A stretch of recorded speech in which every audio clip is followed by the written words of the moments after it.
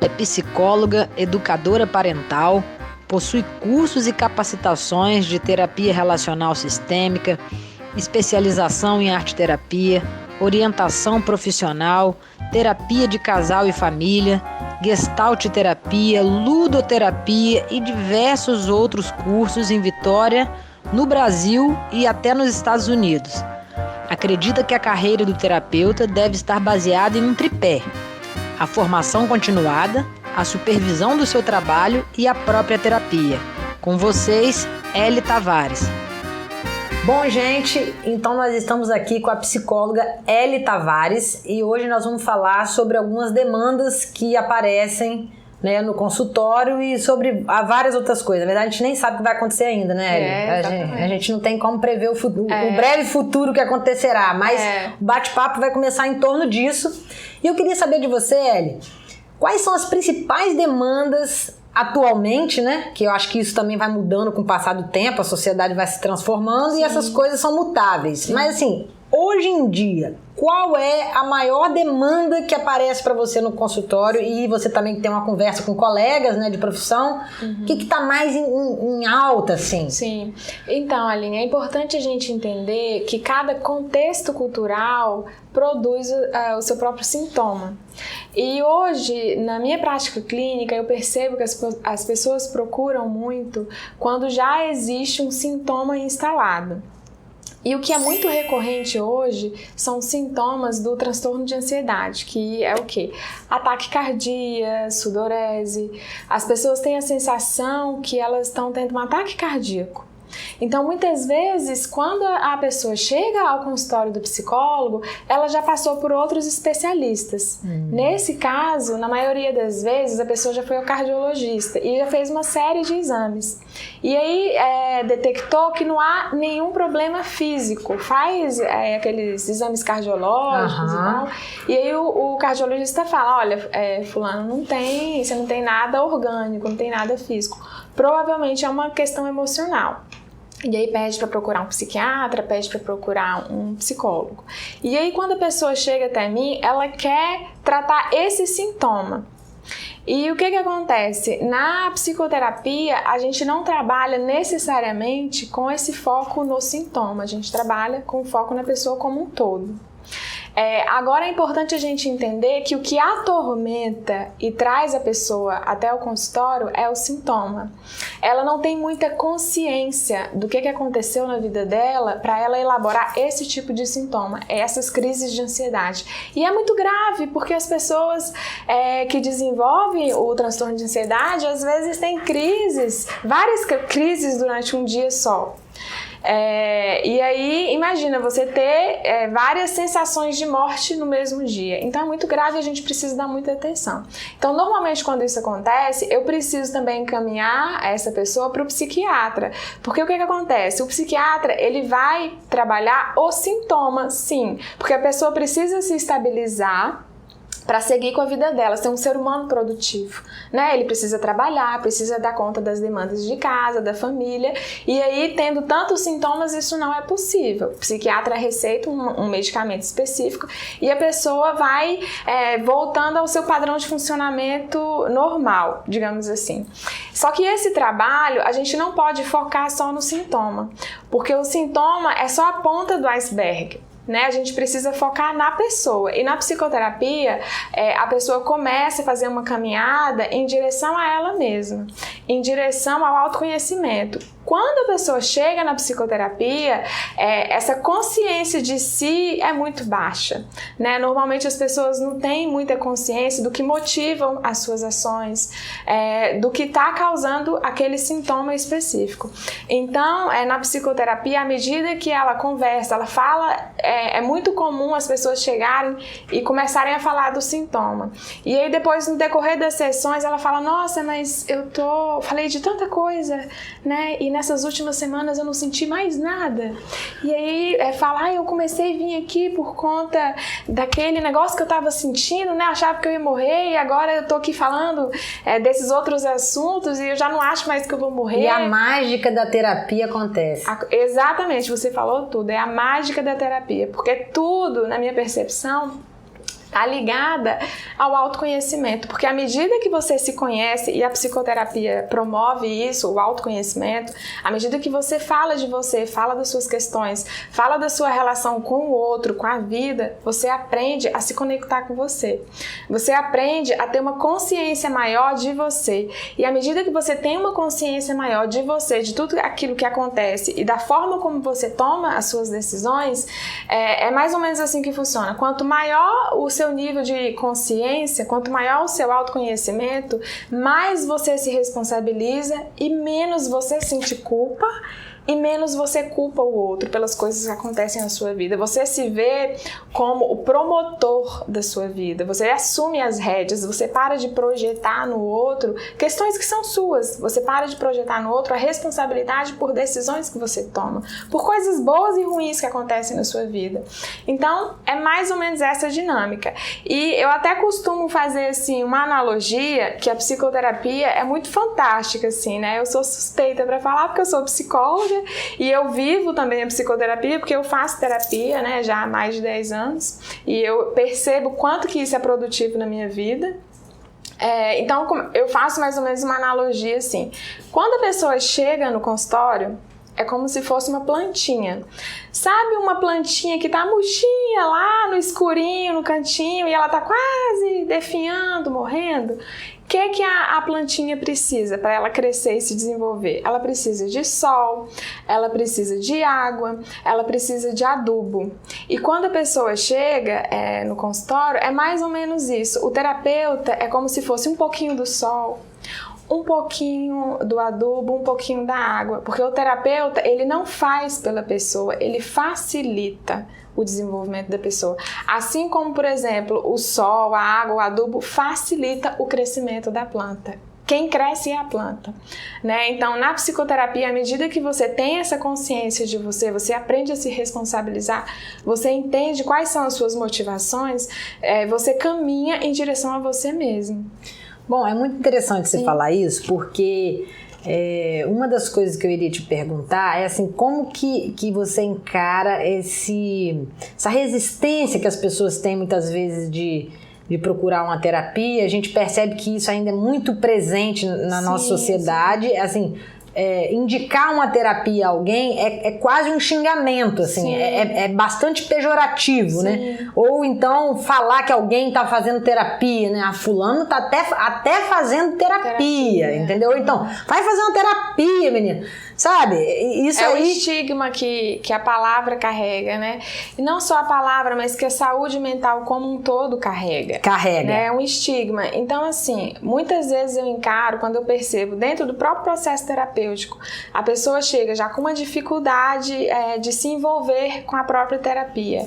Ou então, durante o processo, a pessoa tem resistências, eu encaro isso como algo natural. Porque, assim, por mais que a gente queira crescer, existe uma coisa que alguns chamam de resistência, outros chamam de autossabotagem. Faz parte do crescimento, é natural. Assim como, por exemplo, voltando de novo para a analogia da plantinha, tem as folhinhas que morrem, né, os galhinhos que secam e ficam lá. É como se isso fosse as resistências, precisa alguém lá tirar, né, para conseguir voltar a crescer. Então é mais ou menos isso, é natural que isso aconteça. As recaídas fazem parte do processo, porque a vida não é linear e não tem que ser. Então a gente precisa encarar essas dificuldades como algo que faz parte da vida, né? Algo que é natural. A recaída é básica, faz parte, e a gente precisa, como terapeuta, saber manejar isso. Porque se a gente encarar como a pessoa não quer, a gente vai entrar no senso comum. E não é essa a função do terapeuta. Mas a minha preocupação, é mais assim no sentido seguinte, essa também é uma delas. Sim. Mas a minha preocupação é antes disso. É aquela pessoa que está em sofrimento, ela está passando por crises de transtorno de ansiedade e ela não procura uma ajuda. Né? Essa pessoa ela me preocupa especialmente porque muitas vezes ela só vai chegar a procurar quando o dano ele já está num nível crítico de inviabilizar atividades cotidianas, por exemplo, né? Afastamento do trabalho, esse tipo de coisa que poderia ser evitada bem antes. Primeiro com a prevenção do adoecimento, né?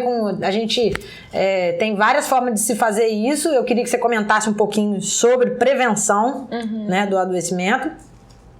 E, assim, queria que você comentasse sobre essa pessoa que está passando por esse tipo de dificuldade e tem resistência em procurar um terapeuta ou nem cogita essa possibilidade. Sim. Porque isso é muito comum. Recentemente, eu conversando com uma amiga minha e ela relatando situações que estavam acontecendo na vida dela, e eu falei assim, vem cá, mas por que você não procura um terapeuta?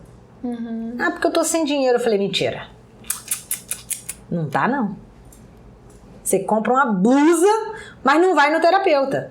Se cuida, cara. Você investe em você, entendeu? Você é importante. Se dê isso, faça terapia, você merece, entendeu? Se cuidar, né? Então, eu queria que você comentasse isso pra gente, assim, sobre a pessoa que não se deu conta que precisa da terapia, né? Ou a pessoa que já se deu conta, mas tem essa resistência. Sim. Então, se você percebe que muitas coisas na sua vida não saem exatamente como você gostaria, se você fica muito ressentido com as pessoas, acha que todo mundo quer o seu mal, faz mal pra você, se você tá sempre magoado, ou então se você acabou desenvolvendo algum tipo de doença, tipo uma enxaqueca recorrente, por exemplo, uma fibromialgia que tem fundo emocional, ou um transtorno de ansiedade, como esse exemplo que eu citei anteriormente. Então, tudo isso são sinais de que você precisa aprender a olhar pra você. Então vale a pena a reflexão, vale a pena você pensar como que foi a sua caminhada até agora, né? E o que precisa ser mudado. Então vale a pena você se arriscar ao novo, vale a pena você se arriscar a tentar. O que você vai perder tentando? Né? É importante pensar E outra nisso. coisa também, que é um outro comentário, como a gente está nesse métier das terapias, a gente conversa sobre isso o tempo todo, né? E recentemente eu estava conversando com uma professora e a gente estava falando justamente sobre isso. Tem uma outra situação no processo ainda, né? São várias coisas que vão, assim, que podem criar resistência e um pouco de dificuldade. Uma delas é o seguinte, uma vez tomada a decisão de se conhecer, de buscar uma terapia, de investir em algo bom para você, se cuidar, né? Você pode ir a um terapeuta com o qual você não vai se identificar, entendeu? Isso acontece, isso pode acontecer. Isso pode acontecer, não só pode, como isso acontece. Eu, na minha experiência pessoal, hoje eu já falei que eu faço terapia há mais ou menos 10 anos. Eu acho que eu já estou no 5º terapeuta. E a incompatibilidade acontece. Enquanto eu, como psicóloga, às vezes existem sim pessoas que eu atendo que eu percebo que a terapia não está fluindo, que falta uma afinidade minha com a pessoa, da pessoa comigo, por algum motivo. E aí cabe uma reflexão. Quando isso acontece, eu encaminho para algum colega. Falo, olha, eu acho que o processo aqui não está fluindo tão bem, acho que uma outra pessoa vai poder te ajudar. E aí eu encaminho, mas essa falta de afinidade com o terapeuta é algo que pode acontecer. Sim, e não é errado, tá, gente? Lembra que a gente falou no começo das dificuldades do processo, de recaídas, de resistência? Então é como se isso fizesse parte, é natural. Não precisa acertar de primeira, o importante é você tentar, é você se arriscar. Até porque, como a gente estava comentando aqui antes da entrevista, o bom terapeuta, ele não está brigando pela captação do cliente, ele está brigando pela saúde, né? Pelo bem-estar. Exatamente. O bom profissional é esse que se preocupa com a saúde da pessoa que ele atende. Então, o foco não é comercial, né? Digamos assim. O foco é a promoção de saúde. Então, a gente não pode segurar uma pessoa simplesmente por esse motivo. A gente precisa fazer os devidos encaminhamentos. Exatamente. E ele, para desfechar aqui, o papo tá ótimo, mas tudo tem um fim, né? Eu queria que você ajudasse a gente a fazer uma reflexão assim de o que está acontecendo na nossa sociedade, né? Tá papo até meio antropológico, assim, né? O que está acontecendo na nossa sociedade, segundo a sua avaliação, que pode estar, assim, coadunando, né, para esse quadro tão alarmante de transtornos de ansiedade que a gente pode fazer minimamente assim para poder evitar que esse... Eu sei que isso é muito singular, né? Muito varia singular. de uma pessoa para outra, mas eu acho que tem coisas assim que são regra geral que a gente pode fazer para ajudar, né, a melhorar os níveis de bem-estar, né, menos ansiedade, menos ressentimento, como você bem colocou aí. Sim. Então, uma coisa que eu vejo que acontece muito hoje nas famílias e nas relações interpessoais como um todo é que a sociedade está em constante mudança. Então, hoje a gente está numa época de globalização e de informatização de tudo, inclusive dos sentimentos. Então, muitas pessoas relatam, muitas famílias, muitos casais que eu atendo relatam que as relações acabam ficando muito frias por conta da virtualidade. Eu estou na cozinha, meu marido está na sala, a gente quer falar, a gente manda um WhatsApp. Então isso, e já existem estudos que mostram isso, que o contato com as telas são, como que fala?